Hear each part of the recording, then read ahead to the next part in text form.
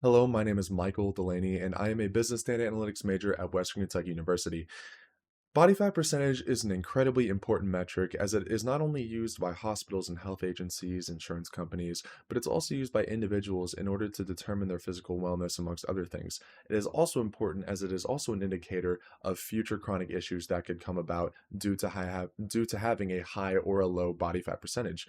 So, the problem with body fat percentage is it's relatively convoluted to figure out what yours is. You either have to have your skin pinched by calipers, which can be painful, and it's obviously inconvenient, or have yourself completely submerged underwater, or have electricity shot through you to determine your body fat percentage. So, my goal was to develop a prediction model that is able to predict body fat percentage with relatively high accuracy, utilizing readily available measurements, such as the same measurements you'd get for a suit fitting or whatnot. So, chest size, abdomen size, neck size, things of that nature.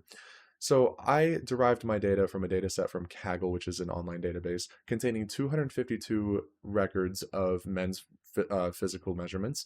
And we can see that the two most important variables to determine body fat percentages were density of the individual relating to their muscle density as well as their fat, as well as their abdomen size. And so I tested four different models and trained four different models, and I found that the generalized linear model utilizing density as one of the attributes we were measuring on was consistently the most accurate with a root mean squared error of 0.375. Now, you can essentially equate that number to accuracy, and the lower it is to zero, the more accurate it is. And so that is incredibly low, especially if we compare it to the other models of deep learning 1.9 or decision tree 1.6, very low. Um, and so essentially, the biggest indicators, as said prior, were abdomen size being a very, very strong correlative feature, as well as chest circumference and density.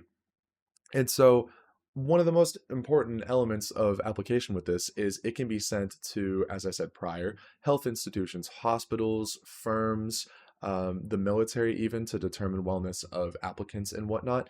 And this is incredibly effective at limiting cost of those other apparatuses stated before.